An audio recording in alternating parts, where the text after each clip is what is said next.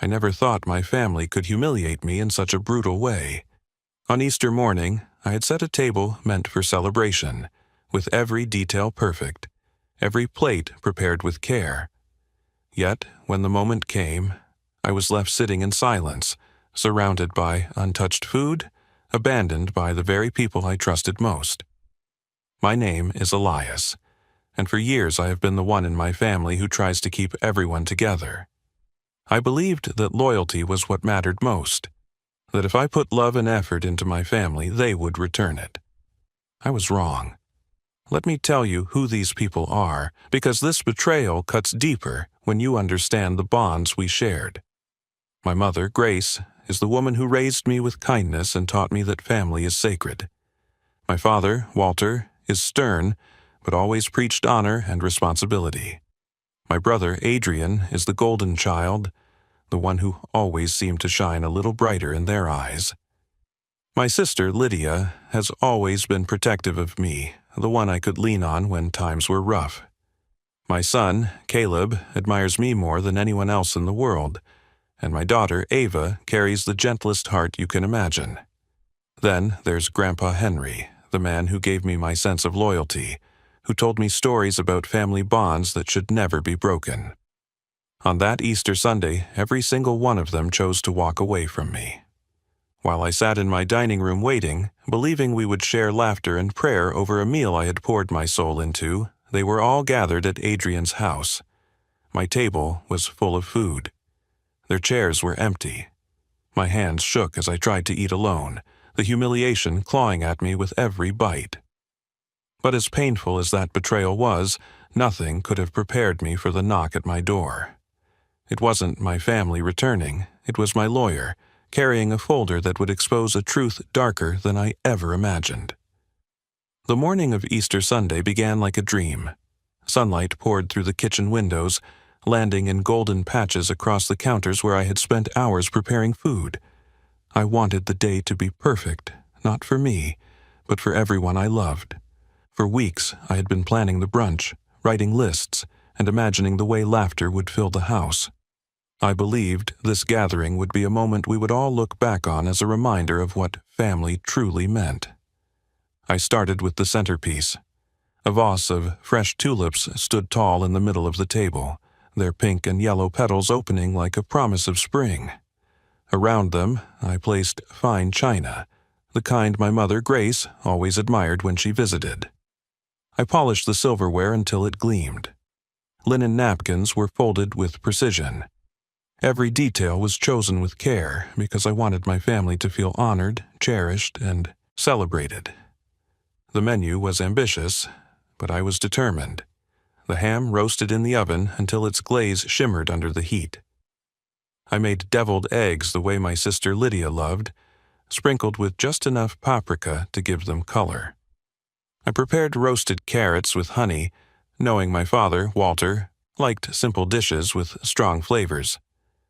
I baked 2 pies, 1 apple, and 1 pecan, because my children, Caleb and Ava, could never agree on which was better. Caleb always went for the pecan, and Ava's sweet tooth was tied to the apple pie's cinnamon sugar. I thought about them constantly as I cooked, smiling as I imagined their faces lighting up when they tasted the food. Grandpa Henry was in my thoughts, too. He always told me stories about how he and Grandma had kept the family together through difficult times, and I felt that same responsibility. Hosting meals wasn't just about food. It was about keeping bonds alive, even as we all grew older, busier, and more distant. In the weeks leading up to Easter, I made sure everyone knew they were expected. I called my mother to remind her. She said she couldn't wait to see what I'd prepared. I spoke with my father, who replied in his usual gruff tone, "Just make sure there's coffee." You know I don't function without it. Lydia promised she would bring a basket of chocolates for the kids. Caleb and Ava helped me pick out decorations, and their excitement filled me with pride. I wanted them to grow up knowing the strength of family tradition. Even Adrian, my brother, had confirmed. He told me over the phone, "Don't stress too much, Elias. We'll all be there. Just enjoy yourself." Hearing that eased my worries. Adrian had always been the favored son, but I didn't hold it against him. I wanted him at my table because I believed that no matter how people saw us, at the end of the day we were brothers, and that bond mattered most. As I moved around the kitchen that morning, I felt anticipation building. I glanced at the clock again and again, counting down the hours until everyone arrived. The smell of food filled the house. Warmth and pride filled my chest.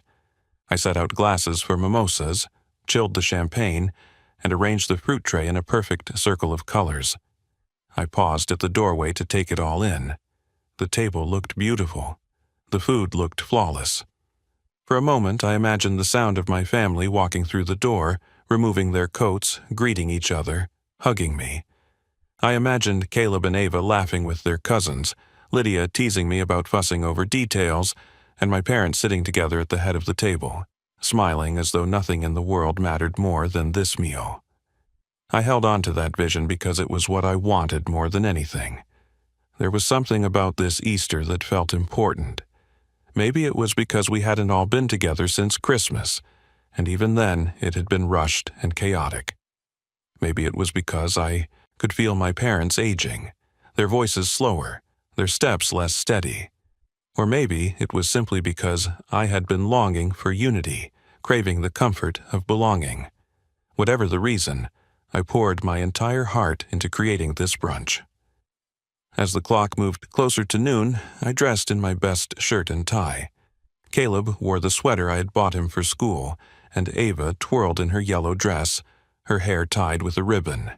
They both looked at me with excitement, ready to welcome everyone. "Dad, do you think Grandpa will bring his camera again?" Caleb asked. "Of course," I answered, smiling. "He never comes without it." "We'll probably end up with a whole album from today." Ava tugged at my hand. "I can't wait to give Grandma the flowers I picked." "Do you think she'll like them?" "She'll love them," I said, pulling her into a hug. "She'll love you even more for thinking of her." The children's excitement added to my hope. It wasn't just my vision anymore, it was theirs too, and that gave it weight. I wanted the day to be proof that even though life pulls us in different directions, family always finds its way back together. At that moment, everything felt right. The house smelled of food and warmth. The table was set for love and laughter. My children were glowing with anticipation. I believed that in just a few minutes the door would open and the people I trusted most would walk inside. I believed that this brunch would remind us all of the bond we shared. I believed that Easter would mark a new beginning for my family, one built on togetherness. I did not yet know that the vision I clung to so tightly was already broken. While I stood in that perfect room, waiting with my heart wide open, my family had already made their choice. And it wasn't me. The first sign of trouble was silence. By the time noon arrived, the house was still empty. I checked the clock again, convinced that someone would knock on the door any second. The tulips stood tall in the center of the table. The ham was perfectly glazed, and the deviled eggs were cooling on their tray. Everything was ready, yet no one had come. I pulled out my phone and checked my messages. Nothing. Not even a quick "running late" or "on our way." That struck me as odd because my mother, Grace, always texted when plans shifted. She hated leaving anyone waiting. I called her first. The phone rang until it went to voicemail. "Hi, Mom, it's me," I said into the phone, trying to sound calm. "Everything's ready. We're just waiting for you guys. Call me back when you can," I hung up, more puzzled than worried. Maybe she was driving. I tried my father next. Walter's phone rang twice, then cut to voicemail. His voice played back to me in that clipped, stern tone I had heard all my life. I left a message, urging him to let me know if they were close. I told myself it was just traffic. Families ran late all the time. My sister Lydia was probably still wrangling her kids into their Easter clothes. Adrian might have overslept, as he often did, and the rest of the family was waiting on him. I tried to relax, but the quiet of my house pressed down on me like a weight. Caleb and Ava fidgeted at the table. their eager smiles starting to fade. Ava leaned toward me. "Dad, do you think Grandma forgot?" "No, sweetheart," I said quickly. "They're probably on their way." "You know how Grandpa always drives slow." Caleb crossed his arms. "But they should be here by now." I forced a smile, though my chest tightened. Sometimes people run late. It's fine inside, though it wasn't fine. I paced between the kitchen and the dining room, checking the driveway for cars that never pulled up. The food began to lose its warmth. The pies no longer filled the air with their sweet scent. Every minute of silence chipped away at the confidence I had felt earlier. After half an hour, I called Lydia. Her phone went straight to voicemail. I called Adrian, same result. One by one, I tried every number again, and each time I was met with silence. By then, my hands were trembling. The excuses I had told myself earlier no longer made sense. It wasn't traffic. It wasn't delays. Something was wrong. I stepped outside to get some air, my phone still in my hand. That was when my neighbor, Mr. Collins, walked by. He waved at me casually, then slowed down when he saw my face. "Everything all right, Elias?" he asked. "I'm waiting for my family," I replied, trying to hide the frustration in my voice. We had a big Easter brunch planned. "They should have been here an hour ago." Mr. Collins tilted his head. "That's strange. I could have sworn I saw them all earlier. Big group, carrying dishes and baskets. They were heading into Adrian's place. Cars lined up the street. Looked like quite the gathering." His words landed like a punch to the gut. For a moment, I couldn't even speak. My throat tightened as my mind raced. He must have been mistaken. Maybe it was another group. But deep down, I knew he wasn't wrong. I forced a weak smile. "Oh, maybe they stopped by there first." Mr. Collins nodded, waved again, and walked off, leaving me standing in the driveway with my world spinning. I went back inside, and the house felt colder than before. The tulips no longer looked like a promise of spring. They looked like decorations for a party that no one cared to attend. Caleb and Ava were whispering at the table, their small voices carrying the same confusion I felt. "Dad, why would they go to Uncle Adrian's?" Caleb finally asked. I sat down heavily, staring at the plates I had set. "I don't know," I admitted, my voice breaking. "I really don't know." The humiliation crashed over me in waves. Every detail I had planned now mocked me. The polished silverware, the folded napkins, the pies that were meant to make my children smile. All of it was meaningless. My family had chosen Adrian. They had promised me they would come, but when the day arrived, they gathered at his house instead. I tried calling again, desperate for an explanation. No one answered, not my parents, not my sister, not even Adrian. The silence became unbearable. My children's eyes searched mine for reassurance, but I had nothing to give. I finally told them to sit down, and we ate alone. I filled their plates with ham and carrots, poured them juice, and tried to pretend it was just another meal, but with every bite I felt my pride unravel.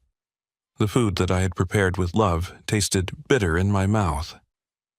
As Caleb chewed quietly and Ava pushed her food around her plate, I felt my heart harden. I had always believed that family was unshakable, that no matter what happened, they would be there. That belief was crumbling in front of me. The very people I had spent my life trying to please had left me behind without a word. I stared at the empty chairs, at the plates that would never be touched, and a single thought burned in my mind. They abandoned me, not by accident, not by mistake, but by choice. And while I sat in that silence, trying to swallow the bitterness of betrayal, I had no idea that my humiliation was only the beginning. A knock at the door was coming, and with it, the revelation that Adrian's betrayal ran far deeper than taking my family's company on Easter morning. The sound of the knock startled me. It was sharp and deliberate, echoing through the silence of my empty house. For a brief second, my heart leapt. I thought maybe my family had realized their mistake. Maybe they were about to walk through the door with awkward smiles and flimsy excuses. I rushed to the entryway, half hoping to see Grace carrying her flowers from Ava or Walter, grumbling about traffic. But when I pulled the door open, it wasn't my family at all. Standing there was my lawyer, Mr. Donovan, holding a worn leather folder in his hands. His face was serious, his posture heavy with the weight of something he didn't want to say. "Elias?" he greeted me quietly. I frowned, caught completely off guard. "What are you doing here today?" "It's Easter." "I know," he said, his voice steady, "but this couldn't wait." He held the folder up slightly. "You need to see this." Behind me, Caleb and Ava peeked around the corner, their faces still shadowed with disappointment from the empty chairs. I gestured for them to stay in the dining room, then stepped aside to let Donovan in. He walked into the living room and set the folder carefully on the coffee table, as though it contained something fragile and dangerous. "What is this about?" I asked, sitting down across from him. My tone was sharper than I intended, sharpened by the sting of my family's betrayal. Donovan met my eyes. "It's about Adrian." The name hit me like cold water. Adrian had already stolen my Easter morning, pulling the entire family into his house while I sat alone with my children. Hearing his name now made my chest tighten with anger. "What about him?" I asked. Donovan opened the folder and turned it toward me. Inside were pages of documents neatly clipped together. The first sheet showed a credit card statement with my name printed across the top. But I had never owned that card. My brows furrowed as I flipped to the next page, then the next. Loan applications, bank accounts, even a mortgage approval, all under my name, all signed in handwriting that looked eerily familiar. I stared at the papers, disbelief rooting me to the spot. "What is this supposed to mean?" "It means," Donovan said carefully, "that your brother has been using your identity. These accounts, these debts, these signatures, they trace back to him. We've been investigating quietly for weeks. Today, I had to tell you because it's gone further than we expected." My hands trembled as I flipped through the folder again. Every page was another betrayal layered on top of the one I had already suffered that morning. It wasn't just that Adrian had taken my family away from me for Easter. He had been taking pieces of my life, forging my name, building a false image of himself while tying my future to debts I had never agreed to. I pushed back from the table and stood, pacing the room. "This can't be real. Adrian wouldn't do this to me. He wouldn't risk destroying my life like this." Donovan's expression didn't waver. "I know this is hard to accept, but the evidence is solid. He has been using your name to secure loans. He has been opening accounts and living off resources that don't belong to him. If we don't act, the consequences will fall on you." I stopped pacing and stared at him. "Why are you telling me this now?" "Why today?" "Because today you needed to know the truth," he said firmly. "I didn't plan the timing, Elias, but maybe fate did. Look at what happened this morning. Your entire family gathered at Adrian's house while you sat here alone. Does that not tell you where his influence has reached?" The words cut deep. I thought of my mother, my father, my sister, my children, and my grandfather, all sitting in Adrian's living room while my table sat untouched. They weren't just choosing him socially. They were orbiting around him, blind to what he was really doing. And I was left in the shadows, the easy mark whose identity he could steal without question. I sat back down and rubbed my face with my hands. My voice was hoarse when I finally spoke. "What do I do?" Donovan leaned forward. "You fight back. We can build a case. We already have documents, witnesses, and evidence that ties these accounts to him. But I need you to be ready. This won't be simple, and it won't be clean. Your family may not believe you at first. They may think you're trying to drag Adrian down. You need to be strong enough to stand against all of them if it comes to that." The thought of facing my family filled me with dread. I could already picture the looks of disbelief on their faces, the way they would rally around Adrian the way they always had. But as I looked at the folder in front of me, my humiliation burned away and hardened into resolve. "I won't let him take my life," I said firmly. "Not after today." "Not after everything I've worked for." Donovan nodded. "That's the decision you need to make. If you're ready, we'll take the next steps." I closed the folder and pressed my hand against the leather cover. The weight of it felt heavy, but it was nothing compared to the weight of betrayal already sitting on my chest. This morning, I had believed my family had abandoned me out of carelessness, choosing Adrian's house over mine for reasons I might never understand. Now I saw the truth. They hadn't simply chosen him, they had been pulled into his orbit, manipulated and blinded, while he stole from me in secret. I stood up straighter, my jaw set. The brunch was over, but the fight was only beginning. My humiliation had turned into anger, and my anger into determination. Adrian thought he could steal my identity, my reputation, and even my family. He thought he could leave me broken and silent. But I was done being silent. The folder sat on the table like a loaded weapon. My hands shook as I opened it again, scanning the pages with growing disbelief and fury. Each line carried my name, my signature, my information, but none of it had come from me. Loans totaling thousands of dollars, credit cards maxed out, a mortgage I had never signed, and Adrian's handwriting, disguised but unmistakable, scrawled across the bottom of page after page. For years, I had been the brother who lived quietly, who carried the weight of family traditions, who cared for my children without asking for much.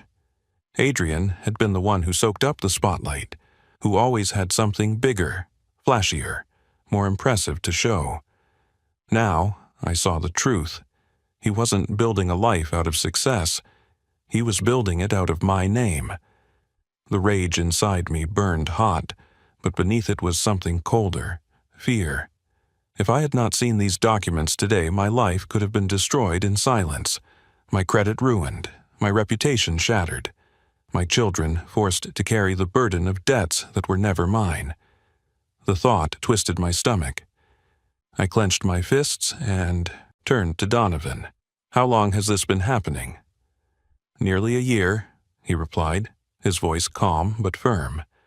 "We traced the earliest account openings back to last spring. At first, it was small things. A credit card here, a line of credit there. But over time, it escalated. Larger loans, bigger purchases. We only discovered the full scope when a collection notice was flagged under your name. That was when I knew we had to act." I shook my head, my throat tightening. And the whole time he was smiling at me, calling me his brother. The whole time he was looking me in the eye and lying, Donovan leaned forward. "He's not just lying to you. He's lying to everyone. To your parents, to Lydia, to your children. They all think he's the one holding the family together. Meanwhile, he's been stealing from the very person he's tearing apart." I thought back to that morning, the empty chairs at my table, the laughter spilling across the street at Adrian's house. My humiliation now had a darker meaning. He hadn't simply pulled them away out of pride or selfishness. He had been hiding them from me, surrounding himself with the very people who should have been by my side, while he stole my life piece by piece. Caleb and Ava crept closer, curiosity pulling them toward the living room. Caleb's eyes fell on the open folder. "Dad, what is all that?" I shut the folder quickly and looked at my children. "It's something I need to fix," I told them. My voice was steady, but my heart pounded. "You don't need to worry about it. Just know that your father is going to make things right." Ava tilted her head, her little voice soft. "Did Uncle Adrian do something bad?" I swallowed hard. "Yes," I admitted. "He did." Their eyes widened, confusion flashing across their faces.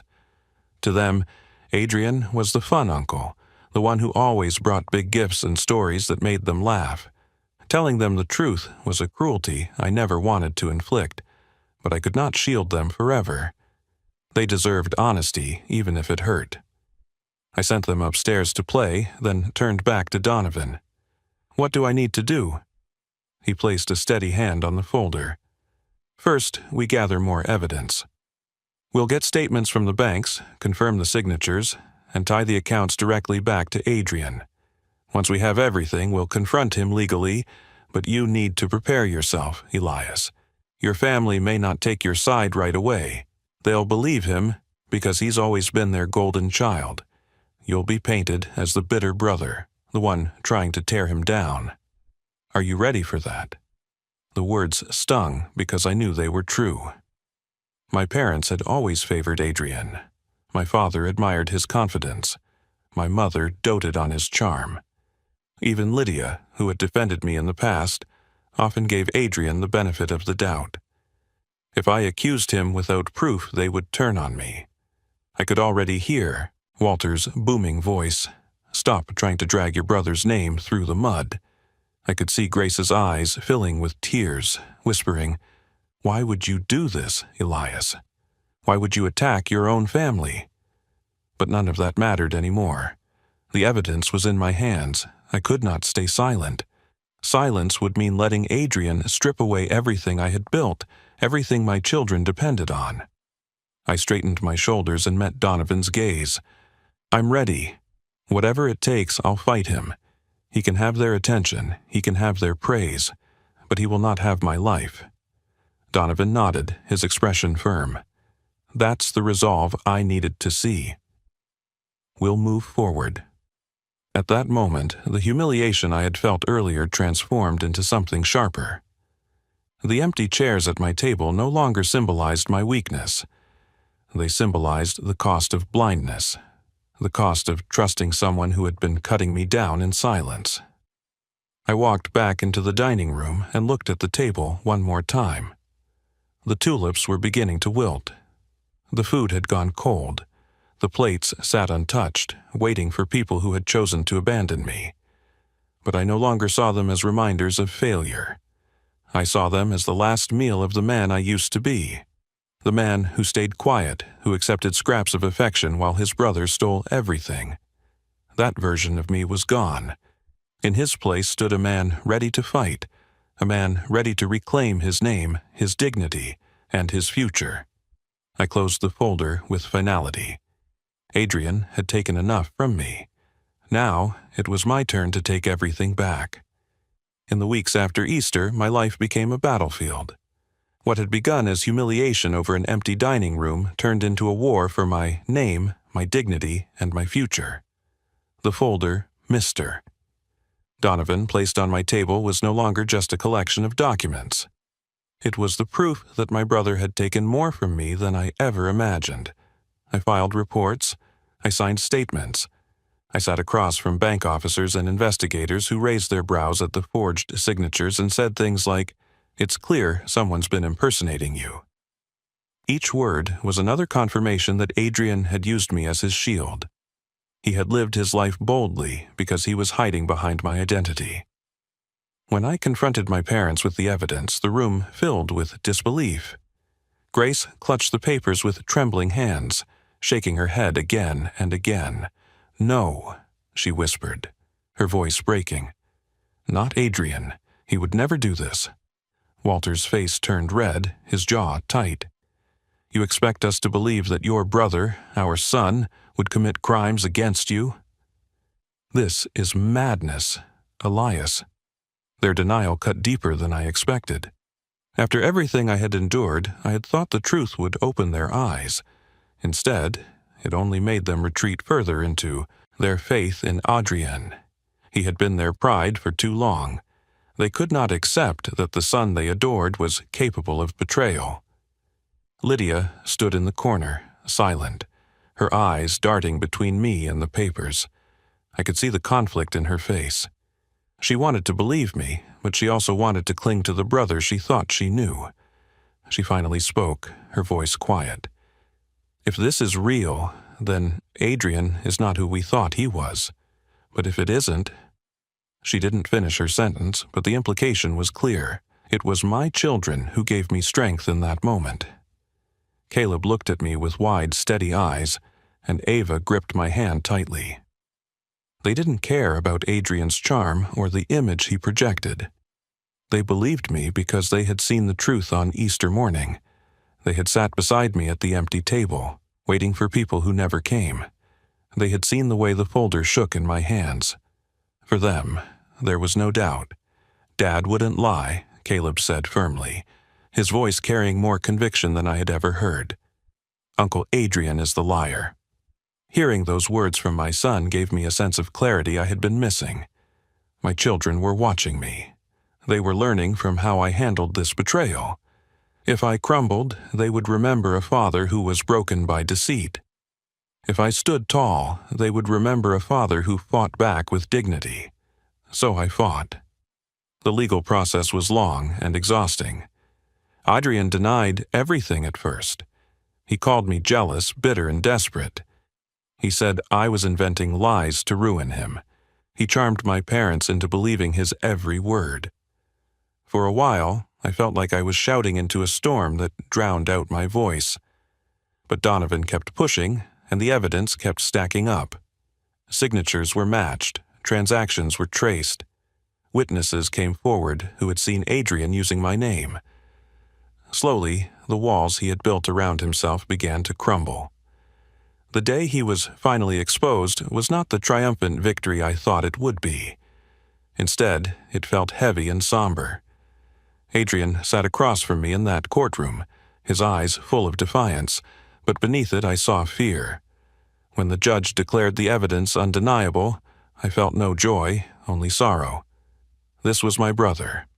This was the man I had grown up with, the one I had defended countless times, the one I had invited into my home. He had stolen from me, and in the process, he had destroyed the family he claimed to love. In the aftermath, relationships fractured. My parents struggled to accept the truth. For months, they avoided me, ashamed and confused, clinging to the hope that Adrian would somehow redeem himself. Lydia finally admitted she had seen signs over the years but had chosen to ignore them. That admission hurt almost as much as Adrian's betrayal. But through it all, I found something stronger than anger. I found resilience. I realized that family is not defined by blood alone. It is defined by loyalty, honesty, and the courage to stand together. Adrian had betrayed those principles, but my children had upheld them. Caleb and Ava never wavered. They stood by me, even when others doubted. On the anniversary of that Easter, I set the table again. This time, it was smaller, just me, Caleb, and Ava. The tulips were fresh, the food simple, the laughter genuine. As we ate, I realized that I no longer needed the approval of people who could not see the truth. I no longer needed to prove myself to parents who refused to accept reality. What I needed was right in front of me. 2 children who believed in me, who trusted me, who loved me unconditionally. That day, I made a promise. I would never again pour myself into relationships that drained me. I would never again allow myself to be defined by someone else's shadow. Adrian had stolen my identity, but he had not stolen my strength. He had not stolen my will to fight, and he had not stolen the love I shared with my children. The lesson was painful but clear. Sometimes the greatest betrayal comes from the people closest to you. Sometimes the family you spend your life protecting becomes the very force that breaks you. But in that breaking, you discover what cannot be taken. For me, it was resilience. It was truth. And it was the bond I shared with Caleb and Ava. I no longer see Easter as the day my family abandoned me. I see it as the day I found my strength. The day I stopped chasing approval and started building a future that could not be stolen. And when I look at my children, I know one thing for certain. They will never forget the lesson their father taught them. You can survive betrayal, you can survive humiliation, but you must never let anyone steal your voice. That was my story. It wasn't easy to tell, but it was real. Easter was the day I sat at a table set for love and found only silence. The day I discovered that betrayal can wear the face of your own brother. but it was also the day I chose to fight back, to protect my children, and to reclaim my life. If this story moved you, if you felt the weight of what family can mean and how painful it is when that trust is broken, I ask you to do one thing. Make sure no one else sits alone the way I did that day, and stand by the people who truly value you. Hold on to the ones who fight for you, not the ones who tear you down. Thank you for staying with me through this journey. If you found this story powerful, please like the video, share it with someone who needs to hear it, and leave a comment about your own experiences with family and betrayal. I'd love to hear your thoughts. And if you want more stories that reveal the truths we often keep hidden, make sure to subscribe to the channel. Your support means everything. Until next time, take care of yourself and never let anyone steal your voice.